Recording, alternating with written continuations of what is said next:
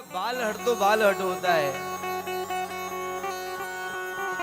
बाल हट बालक नहीं माना तो माता ने कहा बेटा इस राज्य के जो राजा हैं वो तुम्हारे पिता हैं। पिता की गोदी में बैठने के लिए ध्रुव जी महाराज उद्यत हुए। सुरुचि ने हाथ पकड़ा, धक्का मार के नीचे गिराते हुए व्यंग्यात्मक शब्दों से संबोधन किया, ऐ ध्रुव तुम इस गोदी में नहीं बैठ सकते। यदि तुम इस गोदी में बैठना चाहते हो तो पहले भगवान का भजन करो, फिर उनसे प्रार्थना करो कि तुम्हारा जन्म मेरी कोख से हो। बोलो ना, फिर उनसे प्रार्थना करो कि तुम्हारा जन्म मेरी कोख से हो। बहुत बड़ी कैदी रोते हुए ध्रुव जी महाराज माता के पास गए। रोते हुए बालक ने कहा, माता सुरुचि माता ने तुम्हारे बारे में बहुत भला बुरा कहा।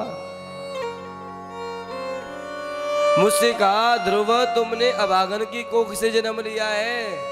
पिता की गोदी में बैठा तो धक्का मारा पहले, फिर मुझसे कहा कि ध्रुव एक अभागन की गोद से जन्म लिया है, कोख से जन्म लिया है। भगवान का भजन कर, वरदान मांग, तेरा जन्म मेरी कोख से हो। मेरी कोख से जन्म होगा तो पिता की गोदी में बैठेगा, अन्यथा नहीं। सुनीति ने कहा बेटा सुन, मुझे सुरुचि ने अभागन कहा, ये कौन सी बड़ी बात है? तुम भी बड़ी महान हो। सुरुचि माता ने आपका अपमान किया। आप हो कि सुरुचि माता की बातों का अनुमोदन कर रही हो?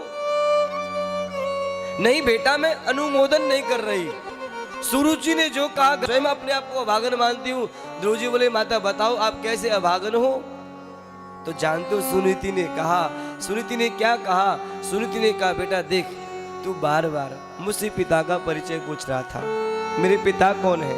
मैं पिता की गोदी में बैठना चाहता हूँ। देख बेटा, मैं तुझको ठीक से पिता का परिचय तक नहीं दे पाई, और तेरी सुरुचि माता ने तो तुझको परम पिता परमात्मा का परिचय दे दिया। इससे महान माँ तुझे कहाँ मिलेगी? बेटा इस अवसर को अपने हाथ से मत जाने देना। तुरंत ध्रुव जी ने माता की आज्ञा ली, आशीर्वाद लिया। सुनीति ने कहा बेटा सुरुचि का भी आशीर्वाद लेके जाना। जब ध्रुव जी सुरुचि माता के पास आशीर्वाद लेने गए तो आंखें नम हो गई। जिस बालक से मैंने व्यंग्यात्मक शब्द बोले थे वो मेरे पैर छू रहा है। यदि आप किसी को झुकाना चाहते हो, किसी को झुकाना चाहते हो तो पहले स्वयं झुकना सीखो महाराज।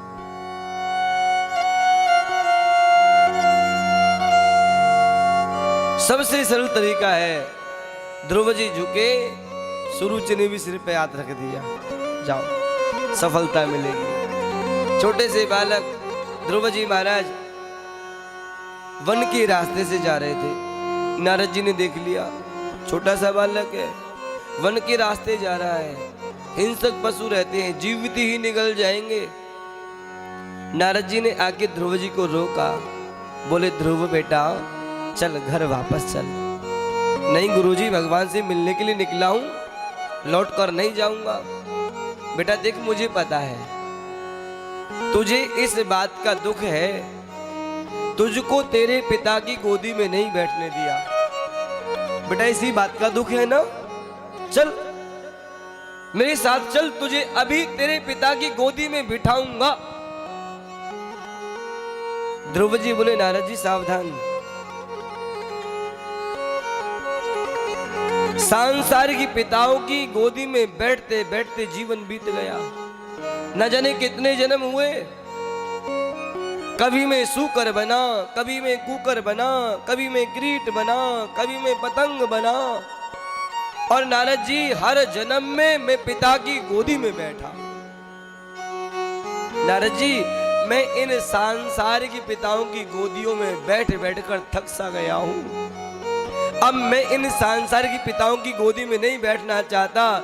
नारद जी यदि आप मुझे किसी गोदी में बिठाना चाहते हैं तो सांसारिक पिता नहीं, परम पिता परमात्मा की गोदी में बिठा दो।